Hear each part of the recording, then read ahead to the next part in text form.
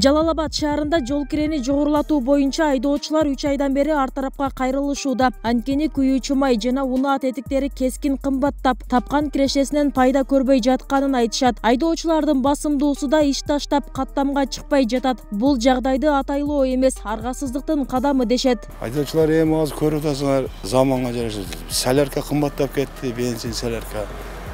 60-тын үстүндө. Запчастары вообще кымбат. Buna tetikleri, balonlar 8 milyondan bolup ketdi, 4 ming so'mlik balonlar. 2 beraber, 3 beraber kımbatlap ketdi de, maslalar var, köp ballar arendalarda. Men ham özüm arendadagi bolaman. Men hajayinga salarkani ishlaganimdan keyin 300-400 so'm pul qolyapti. 2 beraberga oshdi. Bizga 5 so'm qo'shinglar deb so'ranyapmiz-da, просто 5 водительlar. Хотя бы 5 so'm 20 deganimiz yo'q. 15dan bo'lsa более-менее sal покрывать etadi проблема var.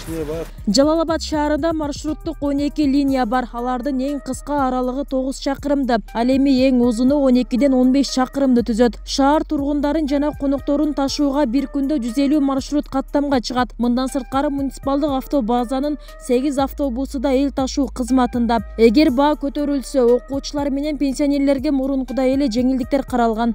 Жалал-Абад шаарында бүгүнкү күндө маршруттук таксилер 12 каттам менен иш алып барабыз. 9 ОСОнун жоопкерчилиги чектелген кол менен келишимдин негизинде иш жүргүзүп келебиз.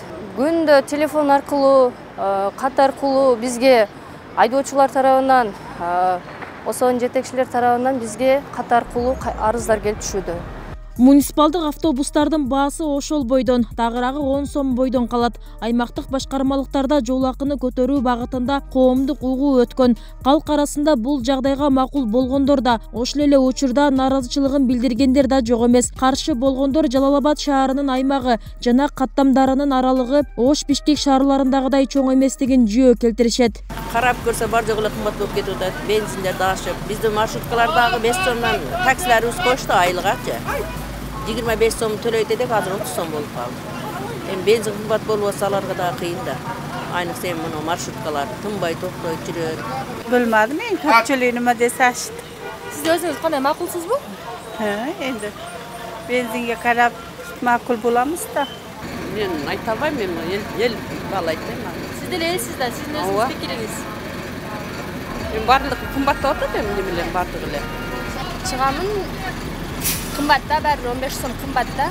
Акыркы жолу каттамдардын баасы 2014-жылы көтөрүлгөн. Анда кичи автобустарда жүрөөнүн акысы окуучуларга 5 сом, шаардын пенсионерлерине 8 сом, башка жүргүнчүлөргө 10 сом деп бекитилген. 7 жылдан бери ушул тариф өзгөрүүсүз келе жатканын билдирип кайрылган айдоочулардын маселеси эртең шаардык кеңештин кезексиз сессиясында каралат. Аткаруу бийлигинен сунуш келип түштү. Тарифин кайра башынан кароо боюнча алардын суранган тарифи боюнча 15 сомго көтөрүп берүүнү суранып жатышат. Бир сөзүбүз азыр карап чыгып, атайын комиссияда сунуш дайындап атабыз. Мектеп окуучуларына, пенсионерлерге 8 сом кылып туруп, жөнөкөй жүргүнчүлөргө 15 сом кылып калтырсакпы деген сунуштар түшүп жатат депутаттардан.